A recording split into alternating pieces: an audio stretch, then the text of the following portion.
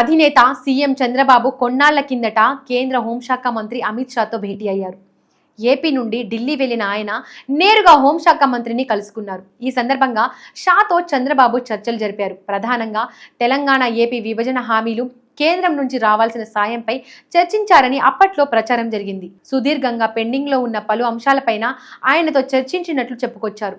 అయితే అదే సమయంలో ఏపీకి సంబంధించిన పలు రాజకీయ పరమైన అంశాలను కూడా ఆయన దృష్టికి తీసుకువెళ్లారనేది తాజాగా వెలుగు చూసిన కీలక అంశం.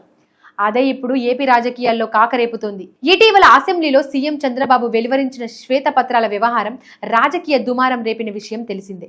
అయితే వీటిని ప్రవేశపెట్టడానికి ముందే చంద్రబాబు ఆయా అంశాలను అమిత్ షాకు వివరించారని, వీటిపై కేంద్రం కూడా ఒక లుక్కేసిందని సమాచారం.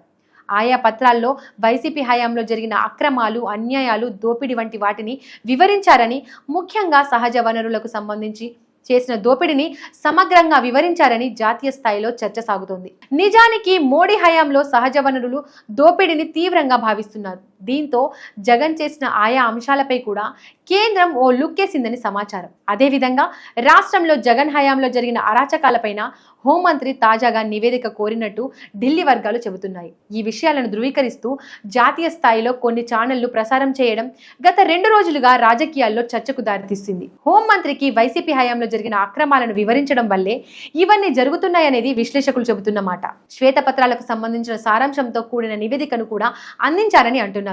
ఈ పరిణామాలకు తోడు ఢిల్లీలో జగన్ చేసిన ధర్నా విషయంపై కూడా కేంద్రం సీరియస్ గానే ఉంది. అయితే ప్రస్తుతం పార్లమెంటు సమావేశాలు జరుగుతున్న నేపథ్యంలో మరో 2 రోజులు ఆగి అసలు ఏపీలో రాజకీయాలపై దృష్టి పెట్టారనేది జాతీయ మీడియా వర్గాల్లో సాగుతున్న చర్చ.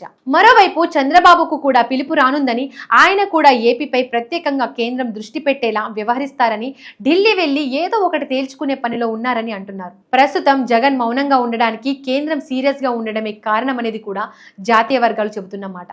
ఏదేమైనా కేంద్రం ఎత్తి పెడితే జగన్ కోలుకోవడం కష్టమేనని అంటున్నారు. పొరుగు రాష్ట్రం తెలంగాణ మాజీ సీఎం కేసీఆర్ కుమార్తె పరిస్థితి ఎదురైనా ఆశ్చర్యం లేదని అంటున్నారు. ఏది ఏమైనా చంద్రబాబు ఇప్పుడు కేంద్రంతో జగన్ ను గురిపెట్టిస్తూ అసలు సిసలు సినిమా చూపించే ఆట అయితే మొదలు పెట్టేశారనే చెప్పాలి.